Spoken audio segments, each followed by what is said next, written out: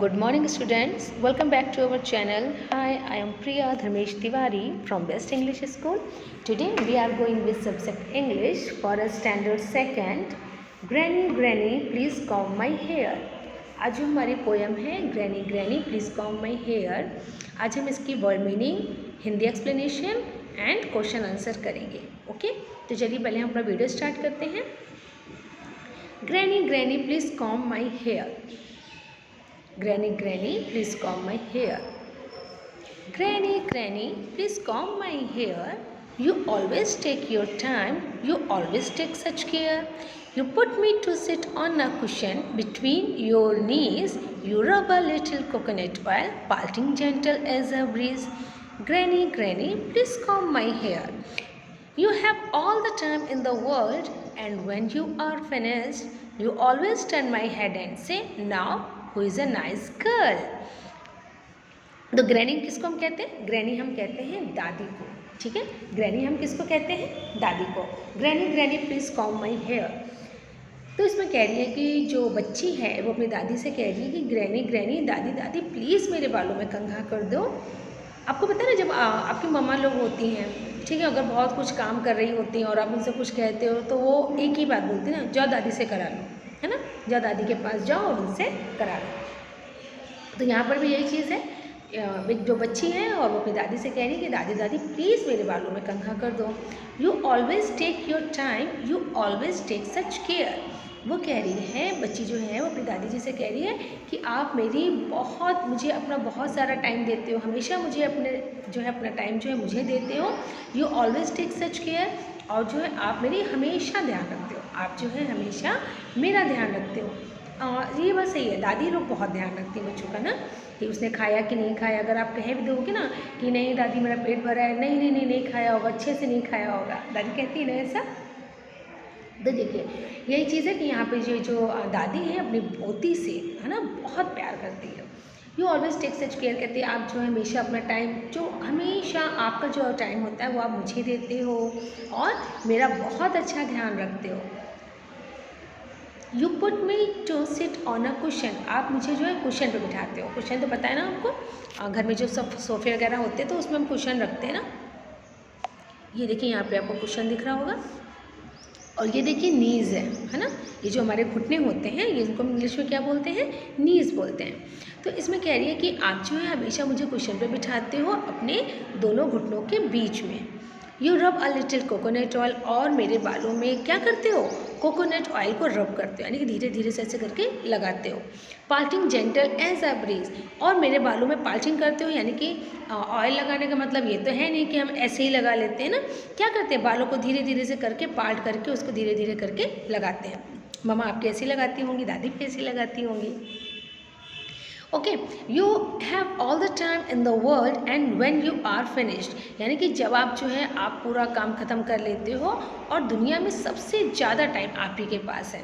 ठीक है, दादी के पास वो टाइम ऐसा क्यों कह रही है? क्योंकि मम्मा लोग तो घर के काम में बिजी रहती हैं और दादी जो है वो जो है अपना पूरा टाइम किसको देती हैं? अपने बच्चों को देती हैं, यानी कि आपको देती हैं.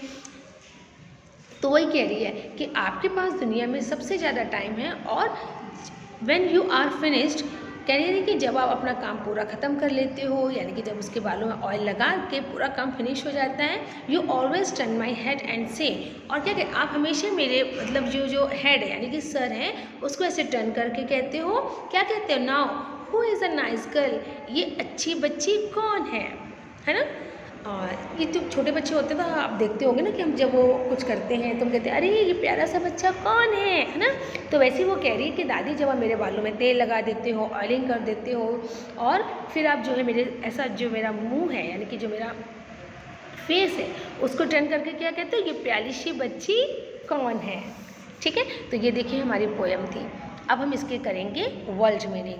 ठीक है, आपको जो है वर्ल्ड मीनिंग्स जो है वो लर्न भी करने हैं. Okay, you have to learn and write in your notebook. आपको लर्न करना है, फिर उसको नोटबुक में लिखना है और आपको ये पोएम भी होमवर्क में लिखनी है और बोल के लिखनी है. ठीक है, तो सबसे पहले हम इसके करते हैं hard words. Granny, GRANNY, granny. Please, PLEASE, please. always, ALWAYS, always, COMB, calm, HAIR, hair, YOUR, your, SUCH, such, CARE, care. You put me to sit on a cushion, CUSHION, cushion. Between your knees, BETWEEN, between, KNEES, knees.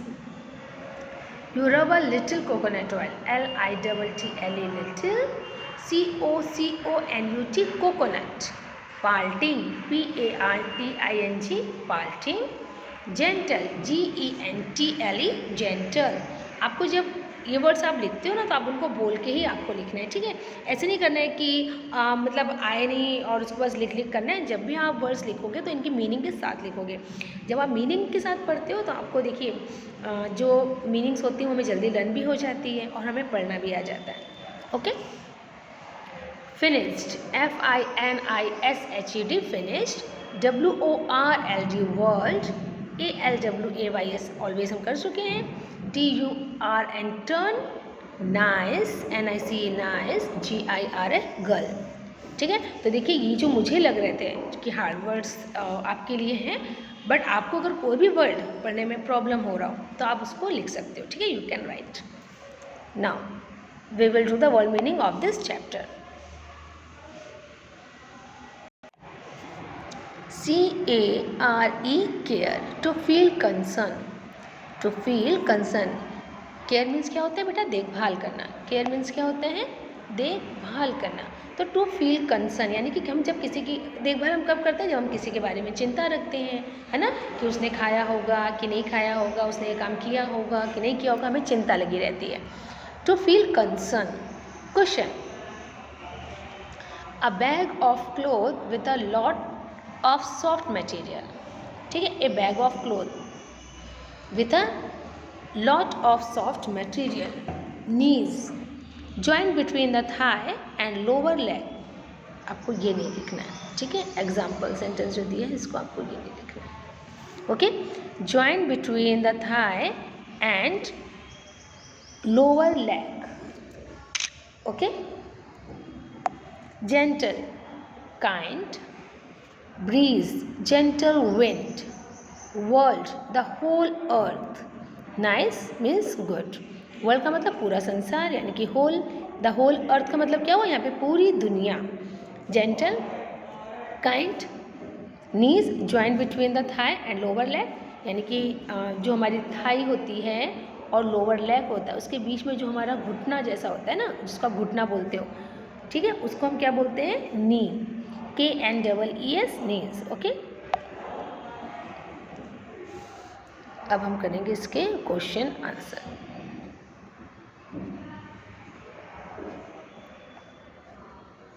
What does the little girl want her granny to do? What does the little girl want her granny to do? यानी कि वो बोला वो जो छोटी सी बच्ची थी वो क्या चाहती थी कि दादी क्या करें। तो answer will be the girl wants her granny to comb her hair. वो क्या चाहती थी? वो चाहती थी कि जो है दादी जो है मेरे बालों में क्या कर दें? कंघा कर दें। The little girl wants her granny to comb her hair. जो छोटी बच्ची है वो अपनी दादी से चाहती है कि जो है मेरे दादी जो है मेरे बालों में कंघा कर दें। What does granny rub on her hair? Granny जो है उसके बालों में क्या रगड़ती है? Granny rubs a little coconut oil on her hair. Does the little girl loves her granny? Yes, the little girl loves her granny. जो छोटी बच्ची है क्या वो अपनी दादी से प्यार करती है? तो आंसर क्या लिखेंगे? हाँ, जो छोटी बच्ची वो अपनी दादी से प्यार करती है। Do your grand parents live with you? क्या आपके ग्रैंड पेरेंट्स यानी कि दादी दादा आपके साथ रहते हैं? Yes, my grandparents live with me. हाँ, मेरे दादा दादी मेरे साथ रहते हैं। Do you spend some time with them? क्या आप अपना टाइम उनके साथ कुछ बिताते हो? Yes, I spend a lot of time with them. हाँ, मैं उनके साथ बहुत सारा टाइम बिताता हूँ। देखिए स्पेंड मीन्स होता है बिताना। Okay, SPEND, spend. Do you spend some time with them, क्या आप उनके साथ अपना समय बिताते हो? तो आप क्या लिखोगे? Yes I spend a lot of time with them, मैं उनके साथ बहुत समय बिताता हूँ. How do you help them, देखिए यहाँ जो क्वेश्चंस आपको दिख रहे हैं ना बेटा 3-4 करके, बट आपको सिक्वेंस में नंबर डालने 1 2 3 4 5 6 7 8 9 ऐसे करके. Okay, how do you help them, आप उनकी हेल्प कैसे करते हो? I help my grand parents with reading books, I read them story. देखो जो दादा दादी होते हैं ना, जब बहुत ओल्ड हो जाते हैं, है ना, तो उन्हें जो है आंखों से दिखाई नहीं पड़ता है, कभी किसी किसी को ऐसी प्रॉब्लम होती है ना, तो हम क्या करते हैं, उनको स्टोरी पढ़ के बता देते हैं, या हम उनको पेपर न्यूज़पेपर जो होता है वो उनको बता देते हैं, या जब कुछ पढ़ने, अगर वो सपोज़ कुछ पढ़ना चाहते हैं तो हम उनको क्या स्पेक्ट्स ला के दे देते हैं ना, चश्मे वगैरह उनको ला के दे देते हैं. ऐसे ही हम अपने दादा दादी की हेल्प करते हैं. तो क्या है, how do you help them, आप उनकी हेल्प कैसे करते हो? I help my grand parents with reading books, I read them stories, मैं जो है बुक पढ़ते हुए और उनको क्या करता हूँ, स्टोरी सुनाता हूँ.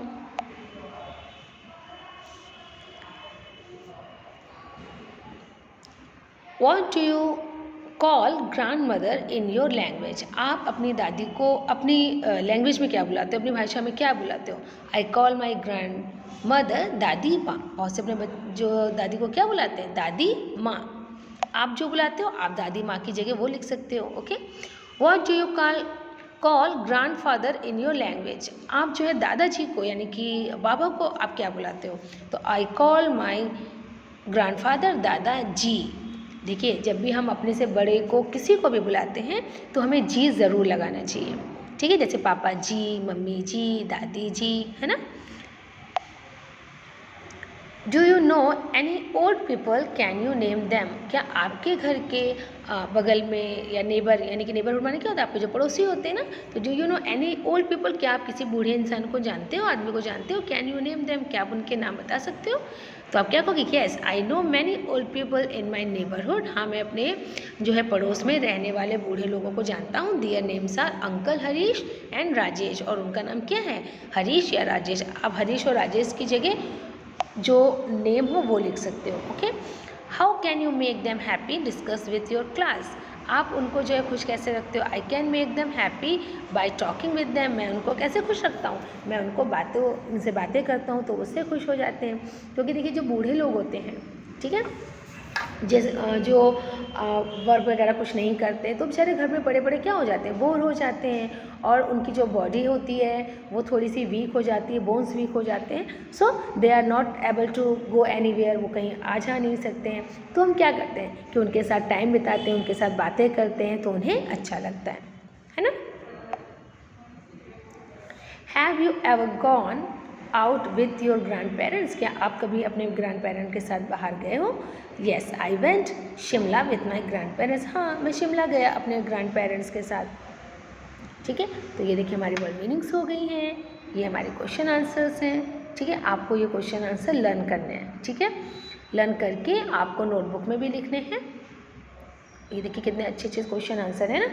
और आप क्या करोगे, पहले आप पोएम लिखोगे. आप सुन लीजिए, आप पोएम लिखेंगे, फिर उसके बाद जो है राइट साइड पे पोएम लिखकर और जो है लेफ्ट साइड पे आपको अपनी दादी की पिक लगानी है. Then you have to write hard words, word meaning and question answer of this chapter and learn also. Okay, आपको जो है hard words, word meaning, question answer और उसके बाद क्या करना है, उसको लर्न भी करना है. ओके, तो देखिए हम हमारा ये चैप्टर कंप्लीट हुआ है. अब हम इसकी एक्सरसाइज जो है बुक में करेंगे. Okay, in my next video we will do the rest exercise of this chapter in my next video. Okay, stay home, stay safe. With the help of this line I would like to pack up. Bye guys.